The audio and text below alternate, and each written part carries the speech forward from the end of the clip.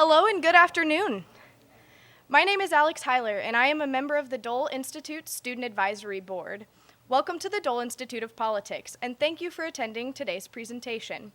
The Dole Student Advisory Board is composed of KU students committed to the work of the Dole Institute. We attend regular meetings, assist in events like this one, and plan an SAB-sponsored program every semester. Members of the SAB receive great opportunities to network with our special guests. If you are a student and would like to join, please contact the Dole Institute. The Dole Institute would like to hear from you. If you enjoy today's program, please let us know by contacting us on Facebook, Twitter, or through our website email. Your attendance and feedback help shape future programming.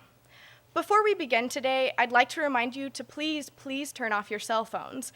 After the interview, we will have some time for audience questions and answers. If you have a question, please simply raise your hand and a student helper will come to you with a microphone. Please ask just one brief question. Without further ado, I would like to introduce the Associate Director of the Dole Institute of Politics, Barbara Ballard.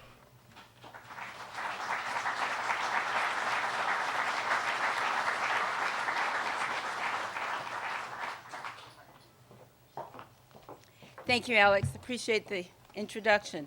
Also, good afternoon. And on behalf of the Dole Institute of Politics, I welcome you to our program with Donna Rumsfeld, former Secretary of Defense.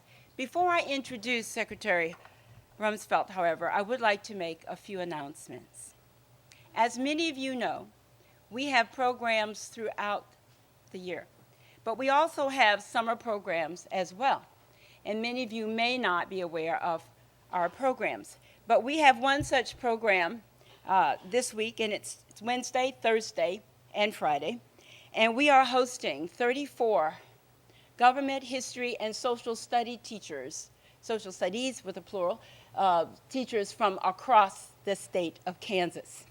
We are delighted to have these teachers on our campus and at the Dole Institute of Politics. And this is our 5th year for this program. Could I please ask our teachers in front to stand?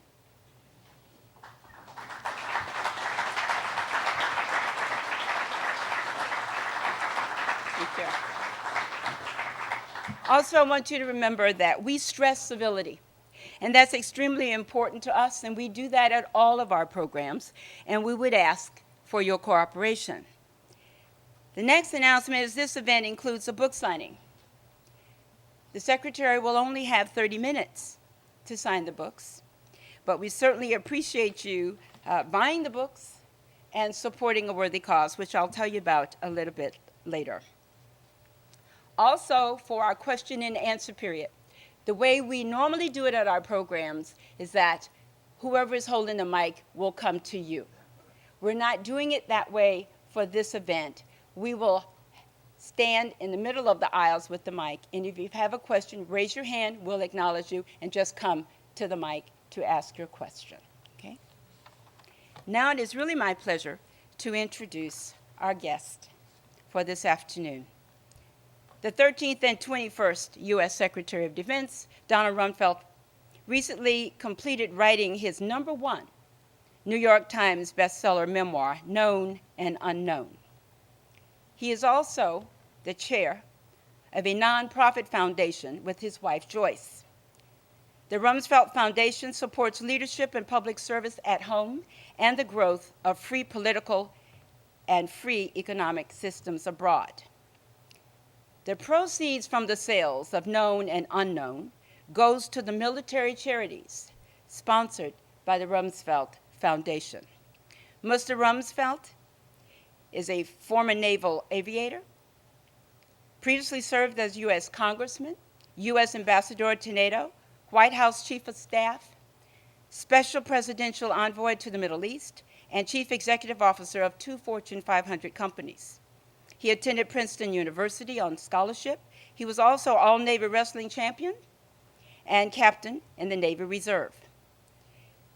What I find that many of you know, but I did not know, was that as the 13th U.S. Secretary of Defense, Secretary Rumsfeld was the youngest in the country's history from 1975 to 1977.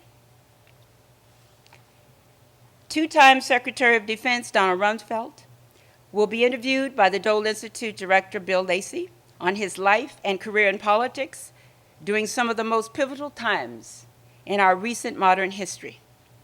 Would you please at this time give a warm welcome to Secretary Donald Rumsfeld and Bill Lacy and welcome them to the stage.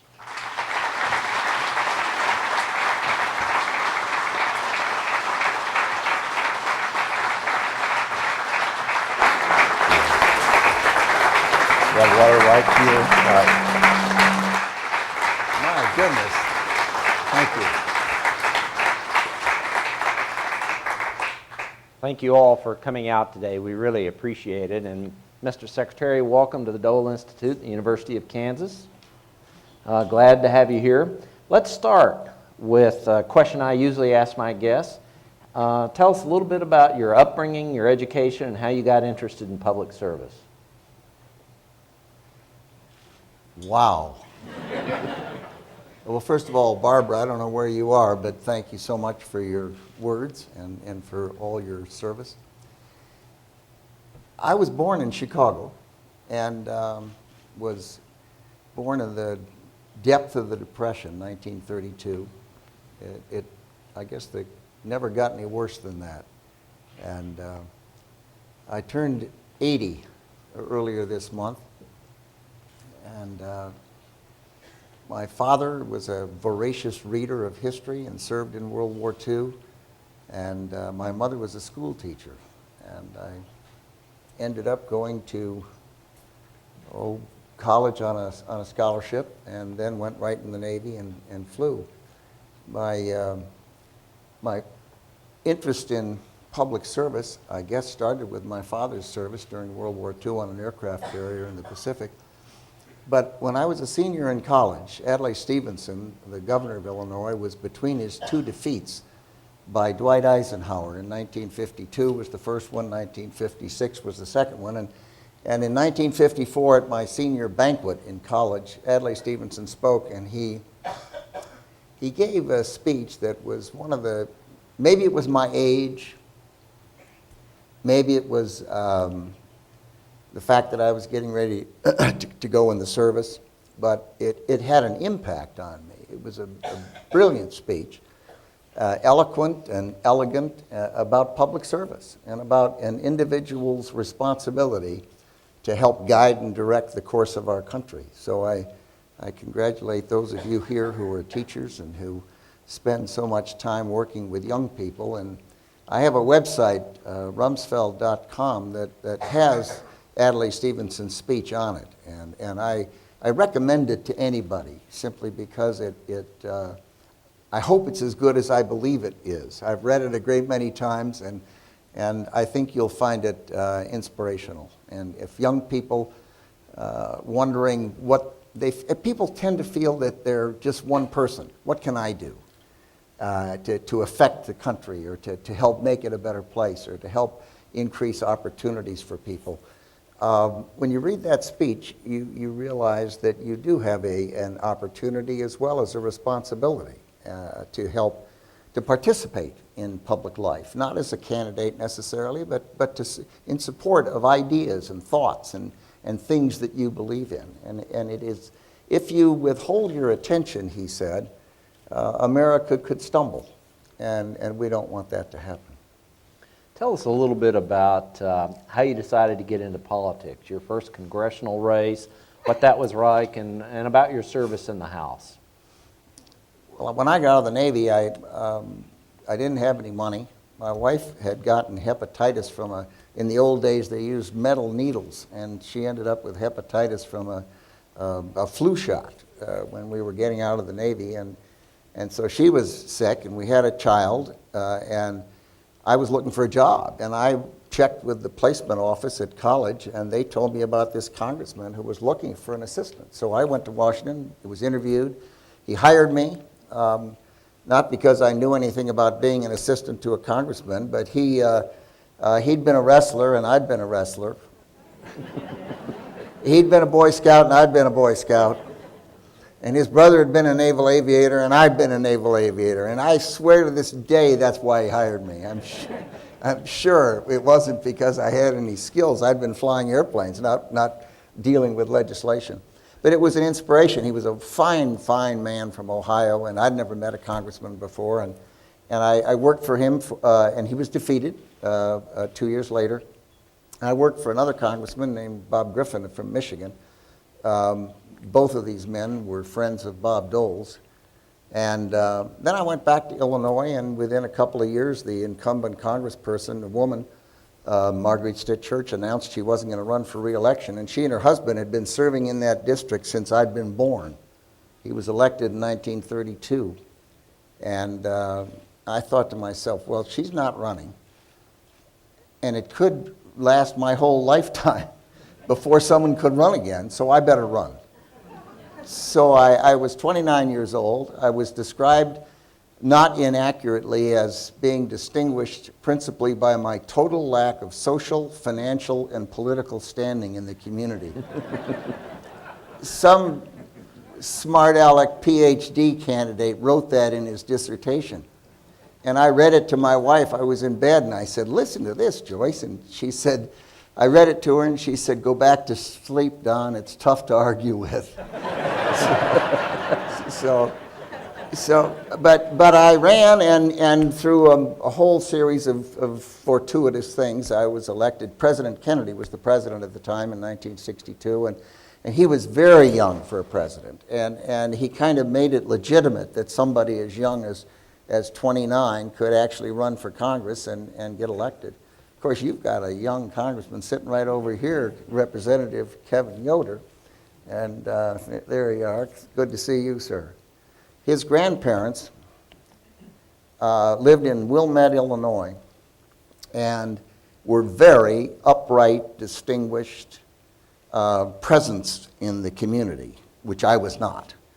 And they helped me in my campaign. I don't know why, but they all of a sudden they turned up at the headquarters, and they were volunteering and helping. And I'll tell you, you don't forget people like that. So, tell us about, you were telling me a great story. Who was your office next to when you were elected to Congress? Well, you young new congressmen get kind of the dregs, and my office was right next to another young congressman named Bob Dole. And so he was one of the first people I met when I arrived there. And we had a tendency to work long hours, and we worked on Saturdays if we were in Washington. And we often our children would stop by. Our wives would bring the kids by and try to get us to leave the office on Saturday afternoon. And I got to know Bob just very, very well. When the bells would ring to vote, we'd walk back and forth to vote together and talk. And he became a close, fast friend, and is to this day. And so I'm very pleased to be here with you and Barbara and at the Dole Institute. Tell us a little bit, Mr. Secretary. You know, one of the challenges I always have with an interview is the Secretary's public service is so long. It's just, so I'm going to cover things very briefly, and then you'll have a chance to ask questions to go in more detail. But tell us a little bit about the Nixon years. He tapped you to be the head of the Office of Economic Opportunity, a number of other roles, including ambassador to NATO. What was working with the president like? What do you remember most about those years? He was a thoughtful man, a strategist. I can almost picture him sitting with his feet up on a, what do you call, stool or an ottoman, with a pencil and a yellow pad, kind of thinking about people or thinking about strategy or thinking about the future. He was not naturally a gregarious person. He wasn't a hail fellow, well met. He wasn't someone that would wade into a crowd like Everett Dirksen would, or Bob Dole with a big smile and shake hands and meet and greet people. He was basically shy, and he had to force himself to do that. But he was very good at it, and imagine someone like that was able to become president of the United States, and then to have it capped by being the only man in our history who had to resign the presidency. was just stunning for me. I had served in his cabinet in 1969, 70, 71, and 72. And then I went over to Brussels, where I was U.S. ambassador to NATO. And right after he'd been elected by an enormous vote, I think he lost only a couple of states, Massachusetts and maybe the District of Columbia. So he'd been overwhelmingly elected. And then within a year and a half, a year and 8 months, he was gone, resigned. And I was living in Belgium at the time and not aware of the reality that the man could actually have to resign. But he was a person who brought into government an enormous number of talented people. I mean, you think of Bill Simon and Alan Greenspan and George Shultz served first as Secretary of Labor and then later Secretary of State for President Reagan. And any number of people were brought into government by Richard Nixon. And a whole generation of people, George Herbert Walker Bush was one who came in during that period. And to this day, I'll not quite understand how someone that intelligent and strategic in his thinking could make sufficient mistakes to become the only man in history who had to resign the presidency. And after the president's resignation, Vice President Ford took over. He named you his chief of staff. You later served as Secretary of Defense to him. What was he like, and what was that period of time? And especially I'm curious because the role of chief of staff is so difficult to handle. What was that like? It's been properly described as kind of like being a javelin catcher, which is not your first choice. Gerald Ford was the only president I worked for out of the 4 or 5 in various ways that was a friend, that was a personal friend. We'd served together in the Congress. I had helped manage his campaign for minority leader of the United States House of Representatives. It was a relationship for me that was, as I say, notably different than any of my relationships with other presidents. He was about as wonderfully fine and decent a human being as any man who ever walked the face of the earth. He came into that job as a legislator. He'd been vice president for 15 minutes. Not an executive. He'd never run for president. He'd never aspired to be president. He didn't have a campaign team. He didn't have a platform. And the reservoir of trust in our country had been drained. When the press was hostile, if you said that's the ceiling, they would say, I wonder why he said that's the ceiling. He came in at a time when the economy was as bad as it is today or worse. He came in at the end of the Vietnam War, which ended in an ugly and difficult way for those who served and for the people who cared. It was just a terribly tough time. And he basically what he did is he climbed into an airplane that was already flying at 500 miles an hour, and he was the captain, and he didn't even know the crew.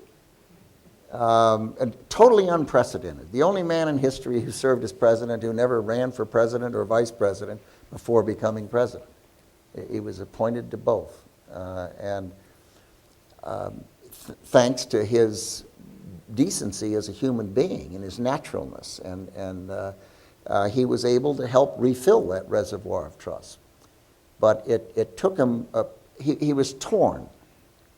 He was torn between those that were arguing to him that he needed continuity. He had to reassure people that everything would be okay, everything was going to be the same. We were going to keep our national security team, Kissinger, and we were going to keep the cabinet, and that he could reassure people around the world that there would not be a notable veering away from the policies of the United States of America, because so many countries in the world key off of what the United States of America does and thinks. And the argument on the other side was that he was suddenly placed on top of an institution that was, in a sense, deemed to be illegitimate.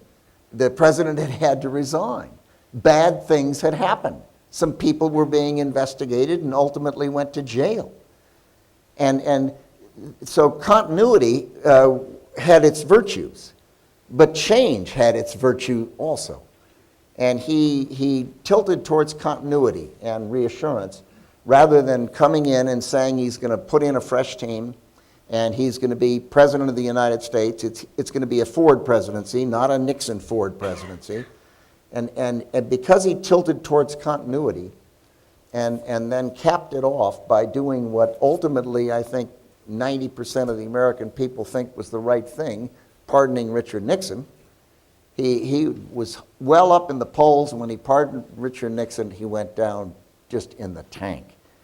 And it's hard to govern. You know, a president doesn't lead by command. A president doesn't say, this is what you will do or we will do. You lead by consent. And for there to be consent in our country, you have to be credible. You have to be respected. You have to be persuasive. And for you to be persuasive as a political leader, there has to be a trust in the individual. And when he pardoned President Nixon, as I say, even though today he got the John F. Kennedy Award for Profiles in Courage for doing it several decades later, because people agreed it was the right thing to do. But at the time, they didn't. And it was jarring, and it really damaged his ability to function as president. Those two things, the pardon coupled with the tilting towards continuity as opposed to change, made his presidency a tough one. On the other hand, he became a first-rate executive. Each day, each week, each month he was there, he got better at it. And there's certainly no one I worked with as president who it was the hardest job I ever had, being chief of staff of the White House. But I was working with the person that I enjoyed working with more than anyone I've ever worked with. So it was a mixed situation. You spent a little over 2 decades in the private sector and did a few things, I think, for President Reagan in that time frame. But then when President George W. Bush was elected in 2000, he asked you to come in and be Secretary of Defense. No one was more surprised than me. I had no more idea of going back into the government than what would have been? I graduated from high school in 1950. So at our 50th high school reunion, I married my high school girlfriend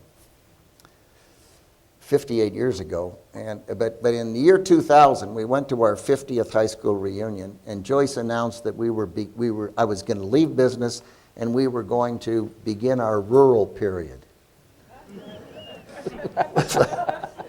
Within 3 months, I was back in the Pentagon. I mean, it was stunning. Everything changed on 9/11. Oh, boy. Talk a little bit about that.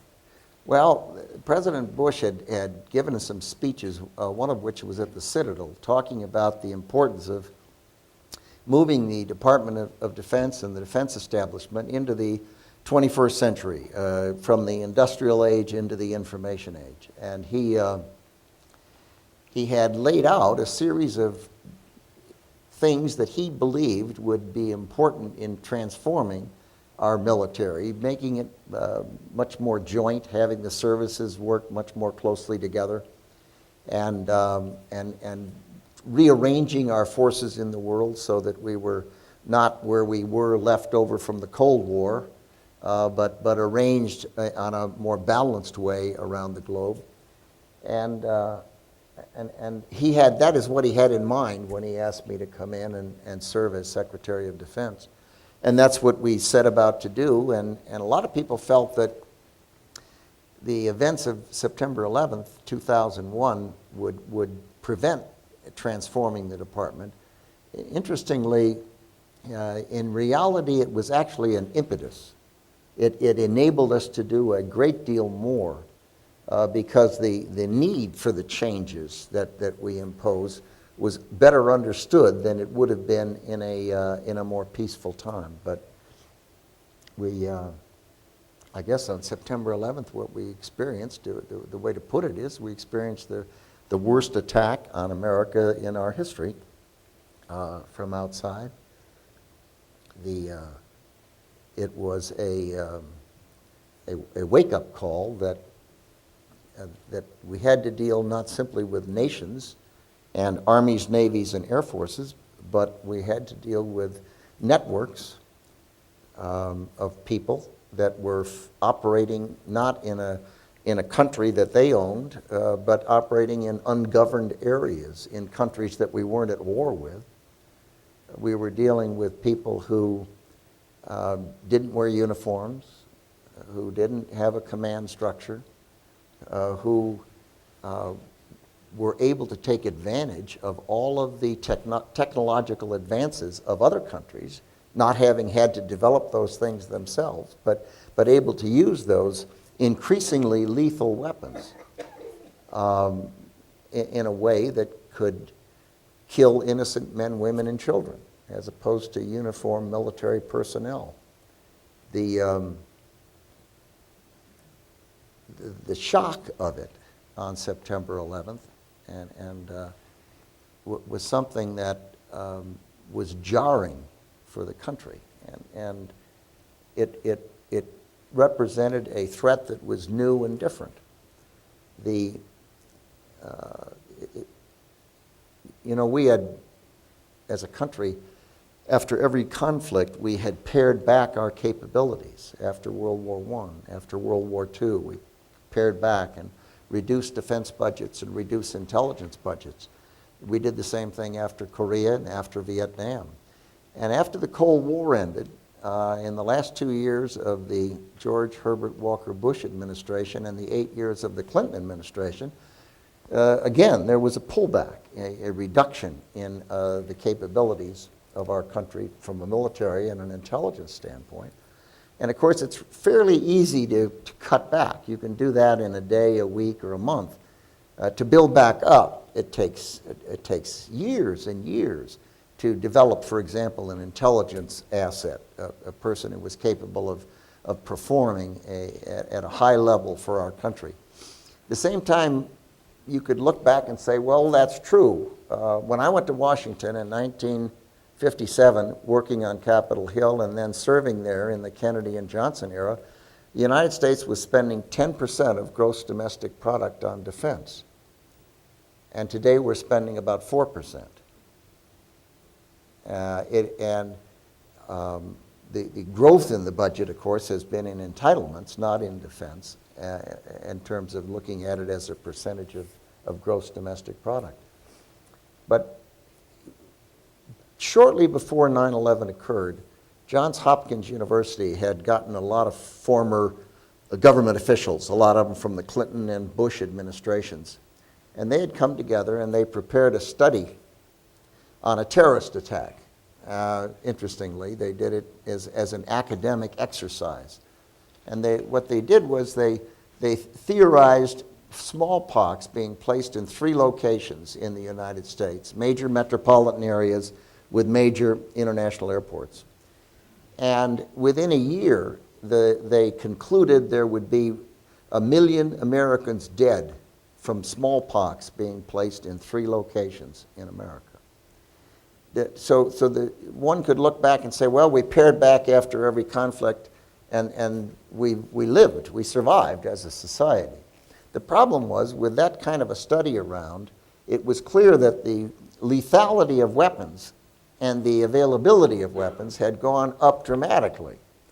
And so the attack on America created an awareness that was premised and included the greater knowledge as to the lethality of weapons and the greater knowledge as to the availability of those weapons. And the life experience of September 11th and 3,000 Americans being killed, which caused the Bush administration to reassess with the Congress the way our country should handle it. Should we continue to handle a terrorist attack the way we would a bank robber or a murderer and consider it a crime, and punishable in our court systems? Or is it something that, given the reality that a terrorist can attack at any time, any place, using any technique, and it's physically impossible to defend at every place, at every moment of the day or night, against every conceivable technique? The President concluded, I think properly, and the Congress agreed, that we would have to put pressure on terrorists around the world. Rather than thinking we could defend against it, we ought to try to defend against it, to be sure, but we would have to also try to put pressure on terrorist organizations around the world and to treat countries that knowingly harbored terrorist organizations as complicit with terrorists. And that shift in approach was significant. And to my, I don't think anyone would have ever dreamt that a decade later there wouldn't be another major attack in America, the successful attack. A lot of them have been deterred, a lot of them have been dissuaded. There have been a lot of attacks in other countries, to be sure. But at least thus far, there have not been. When I was President Reagan's Middle East envoy, I had my first brush with terrorism, and I spent a lot of time in the Middle East. After the 241 Marines and Navy corpsmen were killed at the Beirut airport, a truck driver drove in with a truck filled with explosives and blew up the barracks. 241 Marines dead and Navy corpsmen. So then everyone started putting these concrete revetments around their buildings. And the next thing they did, they started lobbing rocket-propelled grenades over their revetments. And the next thing, you go down to the Corniche in Beirut, and you'd see wire mesh draped over the entire embassy buildings on the Corniche, thinking they would bounce the rocket-propelled grenades off and the buildings would survive. And the British embassy did survive, and the U.S. embassy was bombed in a different way. And then what happened was, when that didn't work, the point being that for every offense there's a defense, and for every defense there's an offense. The next thing they did was started killing soft targets going to and from work. So the terrorist has the advantage. And of course, the purpose of terrorism isn't to kill people. I think it was Lenin who said the purpose of terrorism is to terrorize. It's to alter behavior. And there is no more vulnerable group than free people. Because by our very nature, we want to be able to get up in the morning and go where we want and say what we want, and our kids go to school and know we have reasonable confidence they're going to come home. And the idea that we should be terrorized and alter our free way of life is exactly what the terrorist wants. They want to alter your behavior. And so 9/11 was a wake-up call and a tough time for President Bush. Change is hard, and he had to kind of work with the Congress to reorient the direction of the country. A lot of criticism of him and the administration. But I guess the old Wyoming saying is, dogs don't bark at parked cars. If you're doing something, somebody's not going to like it. And if you don't do anything, no one will be unhappy, probably. But it was a tough 8 years for him, and in my view, he did a lot of things very right. Critics of the Iraqi war, Mr. Secretary, claim that we are prepared to win the war but not prepared to win the peace, that we moved from a military governance to a civilian governance too quickly. How would you respond to that?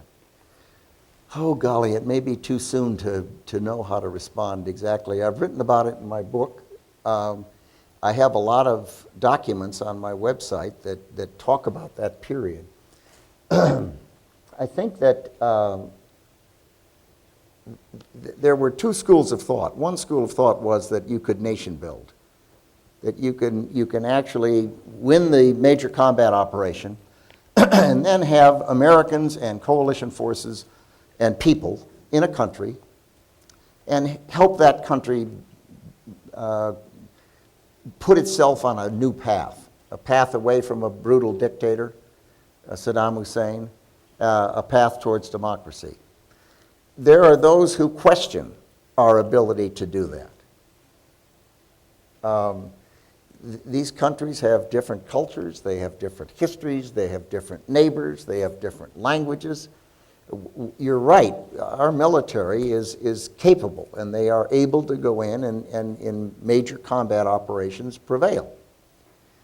It's after that what happens. And there were those of us who believed that what we ought to do is rather rapidly transfer responsibility to the Iraqis, as we did with the Afghans. And we see what happens when you do that. What happens is it's a bumpy road. It isn't perfect. I've likened it to, I don't mean to be light about it, but you know, if you're trying to teach someone how to ride a bike and you put your hand on the seat and you run down the street and you watch them wobble and you go to 4 fingers and pretty soon you've only got 3 fingers on the seat and you've got 2 fingers, and you know if you let go they may stumble and skin a knee. On the other hand, if you don't let go, you're going to have a 40-year-old that can't ride a bike. And so what do you do? And when I think of our history, I mean, this country had slaves into the 1800s. Women didn't vote into the 1900s. We fought a civil war where hundreds of thousands of human beings were killed. I mean, we did not arrive here out of a cellophane package. It was a tough, tough go, and bumpy and difficult. And that other countries are having a tough time. I mean, take Afghanistan. It's landlocked. It's got tough neighbors. It's got tribes. It's got multiple languages. It's had drought. The Soviets occupied it for the better part of a decade. They had a civil war that went on for years and years and years. And within a matter of some months, thanks to the United States Armed Forces and the decision by our government, the Taliban was defeated. They were using the soccer stadiums to kill people, to cut people's heads off, not for soccer. And the Taliban was defeated and shoved out of the country. The al-Qaida was shoved out of the country. They fashioned an interim government after they had a big meeting called a Loya Jirga. They fashioned a constitution, they had an election, and they created a government that's imperfect. Big surprise. I mean, what's new? Is it ever easy? No. It's hard. Iraq, it's the only democracy besides Israel in that part of the world. They have their own constitution. They've got the Kurds and the Shia and the Sunnis, and they don't like each other, and they fuss at each other, and they still have al-Qaida trying to get a foothold in there. Where's it going to end? I don't know where it's going to end, but I have a healthy respect for the idea that they're going to have to figure it out over time, and it won't be like us. The template we have in this country is a good one for us now. It's not what we had 50 years ago or 100 years ago or 150 years ago. It's different. And it'll probably be different in 50 years somehow, or the way we do things. And we ought not to be surprised that they do things differently. And we ought not to be surprised that it is visibly imperfect. But when I was a youngster in World War II, I was born in 32, so in 40, I was 9 years old, 10, 11, 12, 13 during the war. We didn't have television. We didn't have Twitter or Facebook or tweets or all this stuff that's going on. We didn't have 24-hour news. We didn't have people Skyping or sniping or whatever it is back and forth with people in war zones. We didn't have people, I mean, take Newsweek magazine ran an article saying that some U.S. military personnel flushed a Koran down a toilet in Guantanamo Bay. And it was printed in Newsweek. There were riots in 3 countries. People were killed. We worked our heads off trying to find out if it was true. It turned out it was not true. It never happened. Newsweek, weeks later, writes an article saying, well, to the extent our story was inaccurate, we're sorry. Of course, sorry, that does you a fat lot of good when people are dead. I don't know who it was, Mark Twain, somebody said that truth can race around the world 3 times while a lie can race around the world 3 times while the truth is still getting its boots on. And we were fighting the first war of the information age. The United States of America and the 34 coalition countries. And a lot of stuff was said that wasn't true. And in that business, often it's who gets it first, not who gets it right.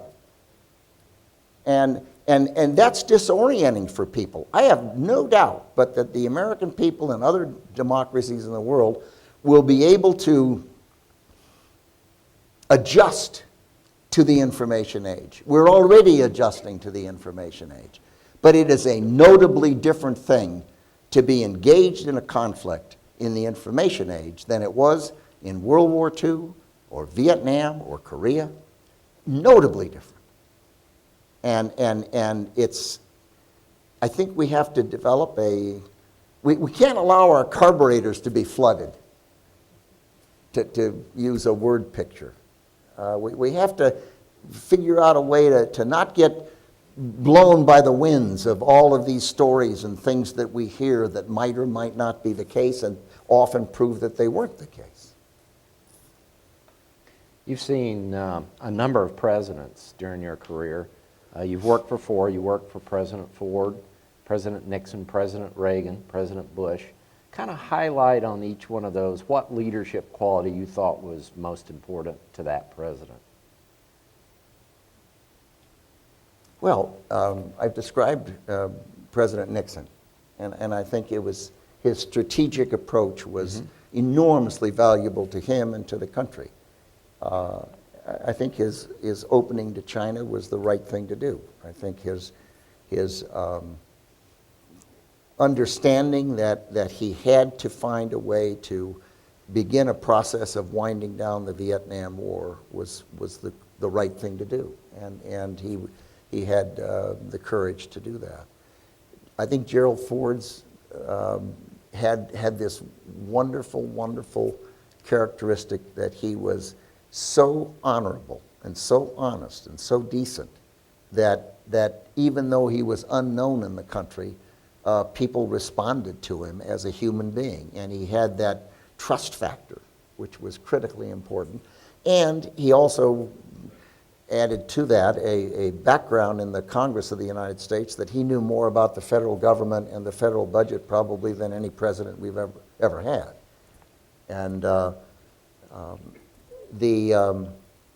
President Reagan was, of course, a lot of presidents have been dismissed by the media. And I mean, Eisenhower, they said, well, he plays too much golf and he's got poor syntax. And Gerald Ford, somebody said, well, he played too much football without his helmet. And Ronald Reagan was described by a Democrat, former Secretary of Defense Clark Clifford, I think, as an amiable dunce. And George Bush Herbert Walker Bush was called a cowboy, kind of a thing. So it's a pattern that people are dismissive of presidents. But Ronald Reagan, when he was asked about his policy on the Cold War and the Soviet Union, and he said, my policy is quite simple. It's we win, they lose. Now, people said to that, well, that's kind of simplistic. But it wasn't. It was strategic. It told everyone in that government that he did not believe that détente and peaceful coexistence with an aggressive Soviet empire that was making mischief in Latin America and Africa and a threat and dominating nations in Central Asia and Eastern Europe. He was saying he believed the old adage that there'll be no peace in the world until every man is free, because to every man he is the world. And that he believed that freedom was a powerful force.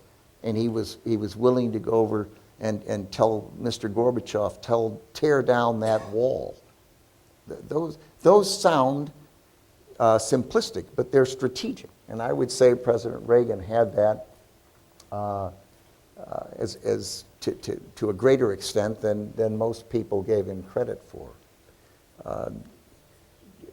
George W. Bush came into office with no federal experience at all. Governor of the state of Texas, and was faced with the worst attack on America in our history.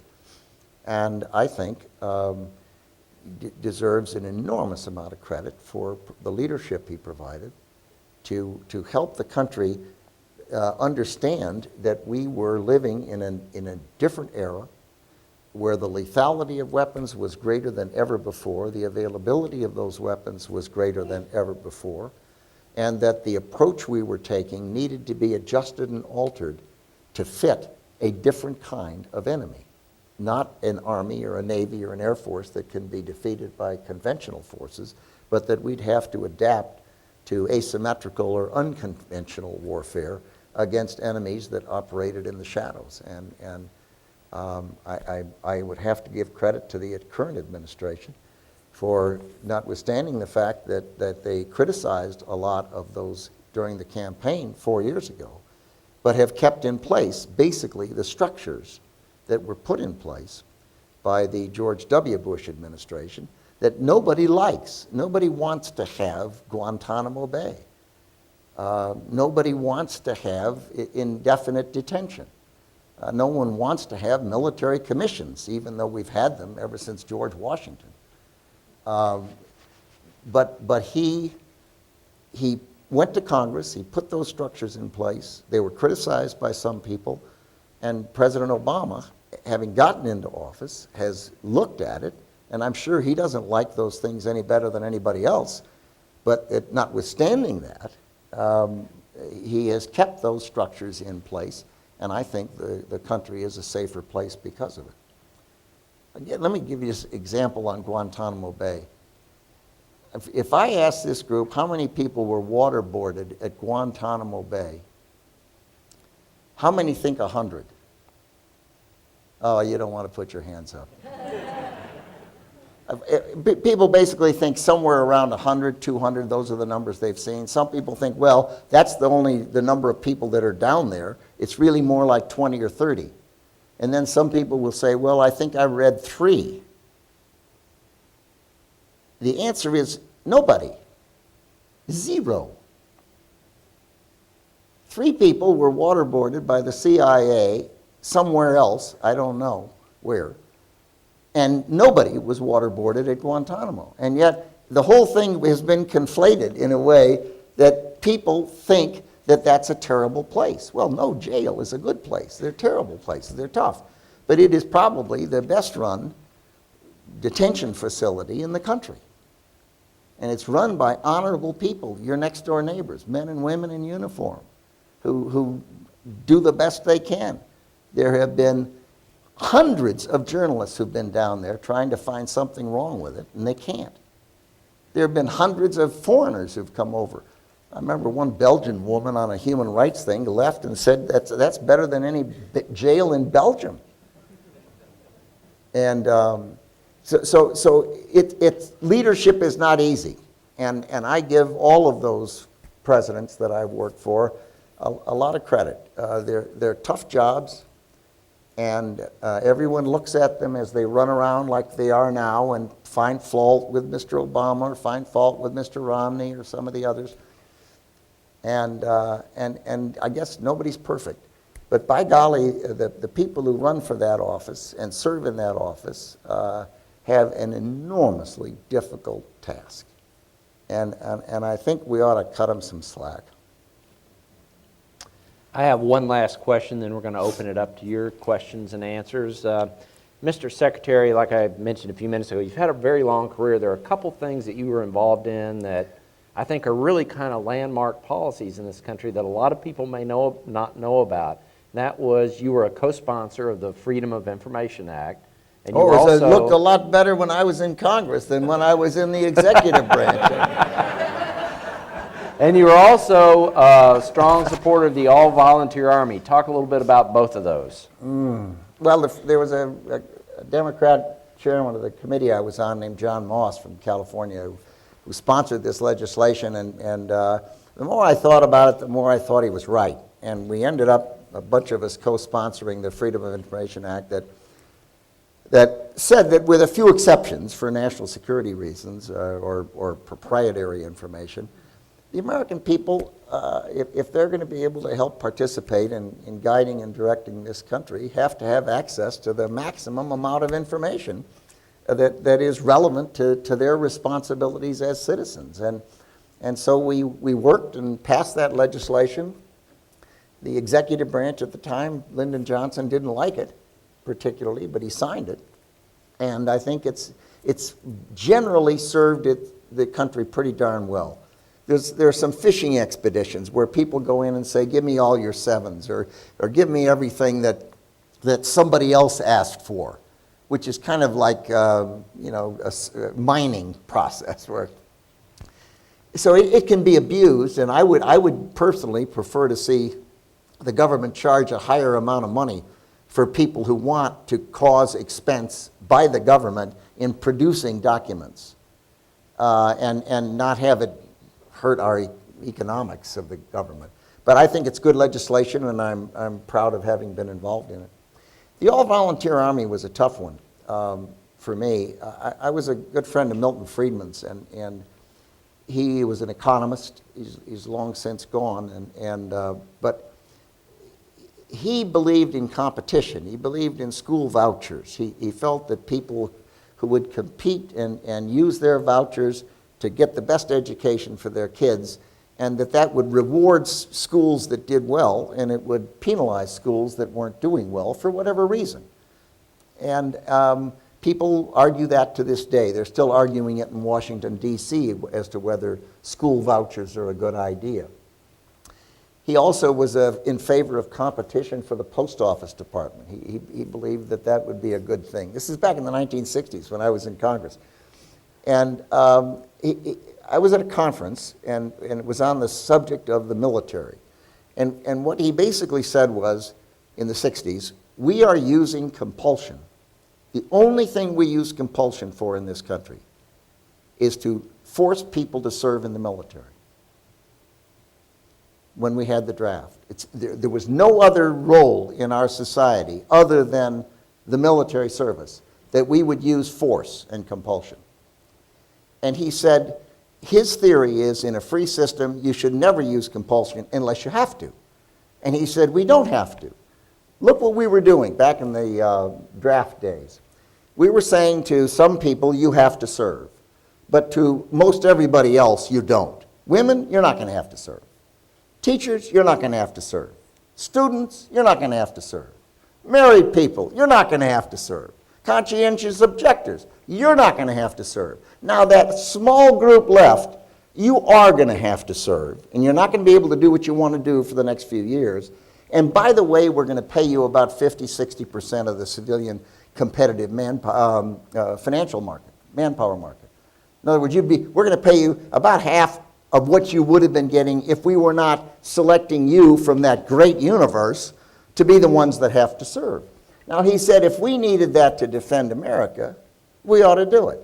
But he said we don't. All we have to do is compete in the marketplace, pay them a decent wage, and see if people will come in and serve. So I liked the idea, and some people criticized it and said, well, it's mercenary. The idea of paying a competitive, a fair wage to somebody makes them a mercenary is beyond me. Then all of us are mercenaries. Teachers, people who are business, people who are working, doing anything. You're a mercenary if you're getting paid, with all respect. I forgot who was asking the questions. I better be more careful. So I introduced the legislation when I was in Congress. And I went and testified before the House and Senate Armed Services Committee. And thanks to Richard Nixon, when he became president, he decided that was the right thing for America, that we could do it, that all we had to do was keep the Selective Service Act ready in case we ever had to implement it, we couldn't get enough people by paying a competitive wage. And of course, that has not been a problem at all. For one thing, the universe has been enlarged enormously. We have a much greater number of women serving in the armed services today than we did back in those days. So the pool is larger to draw from. And the problem we've got is that the military is so selective today that an awful lot of the people coming out of school aren't acceptable, in some cases physically, and in some cases in terms of their training. But the military's been able to attract and retain the people they need. In terms of efficiency, it has been much more efficient for the military because they do not have to draw all these large numbers in who don't want to be there, train them, and then have them leave in short order. Now, the disadvantage is we've got a smaller number of people in our country who've served. And I personally think it's a good thing to have served. And there are fewer members of Congress who've ever served. There are fewer journalists who've ever served. There are fewer teachers who've served. There are fewer people in business who have that experience as part of their background. And that's a disadvantage of the all-volunteer military. On the other hand, the wonderful thing we know is every single person serving today in a uniform is there because they want to be there. And the spirit, the feeling on the part of those people. You go visit them in the hospitals, in Walter Reed or Bethesda, and they're eager to get back to their units. They're proud of their service. Their parents are proud of their service. And it's a wonderful thing to know that the people who are defending our country are doing it because they volunteered. They stuck their hand up and said, "Send me," and God bless them for it. Okay, we're going to open up to Q&A. We only have a few minutes. The Secretary's on a very tight schedule. So where are our microphones? Are you going to select folks, guys, and bring them out to you? Okay, so we have 3 people lining up with microphones. If you have a question, raise your hand, and one of the microphone folks will select you and ask you to come up. If you don't like the question, Barbara, just turn the mic off. I will accommodate you.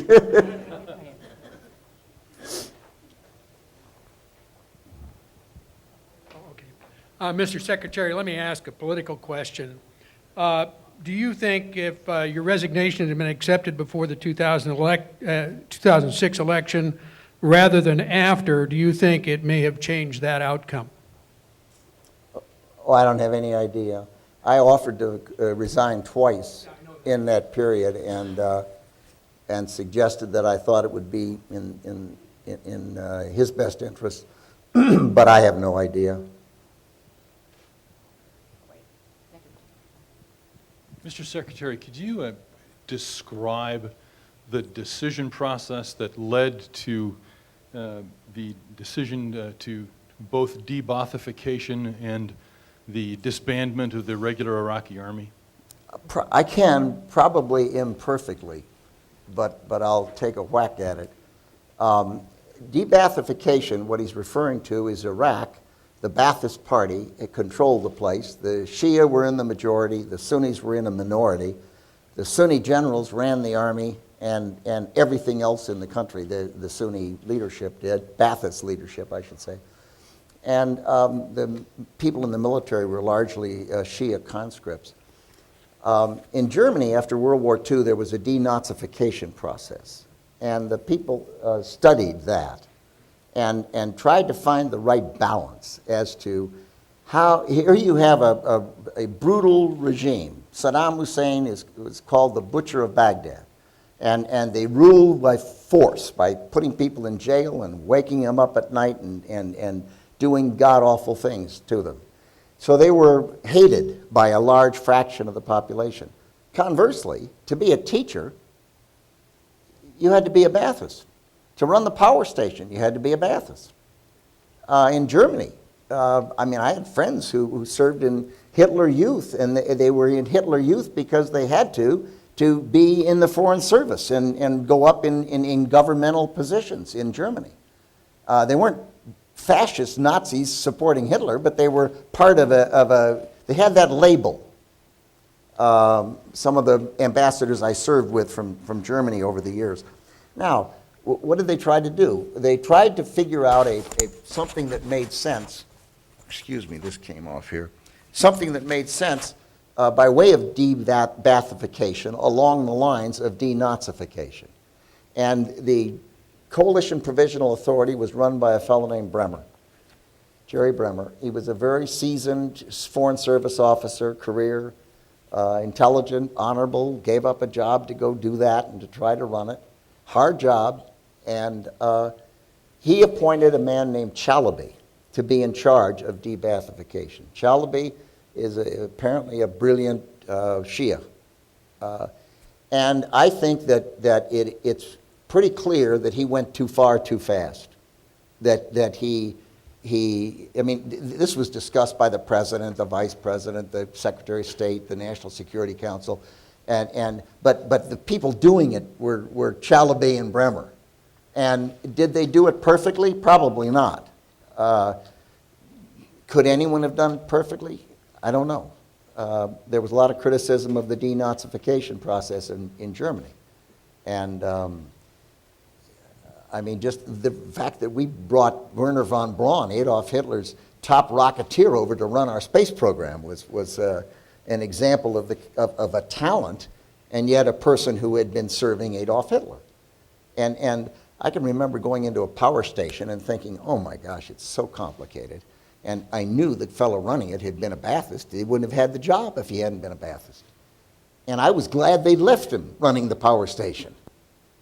So that is the best I can do on that. On the Army, the feeling was that the Army disbanded itself. And whether that's the case, whether there could have been, I think it did disband itself, the conscripts, because they had hundreds of Sunni generals and Shia conscripts who didn't want to be there. And they went. And if there had been a way to much more rapidly bring them back into the Army or pay them something while they were out of the Army, while they were getting ready to come back in. But when the major combat operations entered that country, the Shia conscripts disappeared. They tossed down their weapons and left, a lot of them. And I think that, with the benefit of 20/20 hindsight, could that have been done better? Maybe, probably. But I don't know quite how myself. There was a theory that the Iraqi police could have helped provide greater order in the country. But everyone that was the intel side said that. The people there looked at it, and these were people that were not respected. They didn't have on their squad cars serve and protect. These were not your people you'd want to marry your daughter, I'll tell you that. They're tough. Next question. Tough apples. Sir, it's an honor to talk to you. At this point, how do you see the Arab Spring? Thank you. Well, it's gone from spring to summer to fall to winter, and I don't know anybody who knows how it's going to come out. You can't help but see this massive unemployment on the part of particularly young men in those countries. 20, 30, 40, 50% unemployment. Then all of a sudden they've got television and the internet, and they see what's going on in other countries. They see how you and all of us live and the opportunities we have. And there's this anger, and it sparked in Tunisia. And within that man being denied a license and burning himself, there were 30 or 40 others who did it in rapid fire. And then everyone gets hopeful, and they think, well, gosh, maybe it'll get better. The problem with the Arab Spring is that there are people all across the spectrum in those countries. There are people who understand freedom and are interested and hopeful that the opportunities that come with freer political and freer economic systems might happen in their country. And then there are people all the way over who who are repressive or Islamists and fundamentalists and want to impose their will on other people. The problem is that the people that are hopeful on the one side tend to not be very well organized or very disciplined. And the Muslim Brotherhood and the Islamists tend to be quite well organized and quite disciplined, and they seem to be prevailing. You know, if you're in an elevator and you come down and 3 people come down and 2 of them don't know what they want to do that night and the third one wants to go to the movies, they go to the movies. And believe me, they're the dedicated group that are Islamists know what they want, and they're tough, and they're disciplined, and they can be brutal, and they're perfectly willing to impose their will on a larger majority. And we're seeing that happen in some of those countries. How it's going to shake out, I just wish I could answer, but I just don't know. Yes, Mr. Secretary, this ties into the Bush administration. I guess during the war, Saddam Hussein's sons were found, they were killed. The press, and it ties in freedom of information. The press immediately put out the pictures of the sons, and I think we're all glad that President Obama got Osama bin Laden, and all of a sudden we're not going to release the information. So I guess I'd like to know your opinion and how this ties into freedom of information and the public's right to know, the press's right to know. So I'd like to hear your opinion. Well, I'm afraid I'd be speaking from a pinnacle of near perfect ignorance, which ought not to be an inhibition for a politician.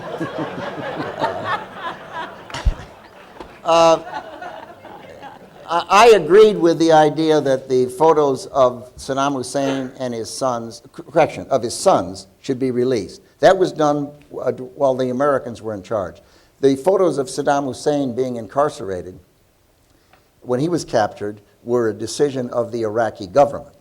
And I agreed that that was the right thing to do. The reason I say that is because I think there were a lot of people in that country who were absolutely convinced that unless Saddam Hussein and his sons were captured, that there were enough Sunnis and Baathists who were determined to bring back and control that country again, that they would still have hope, and that it was very important that those photos be released.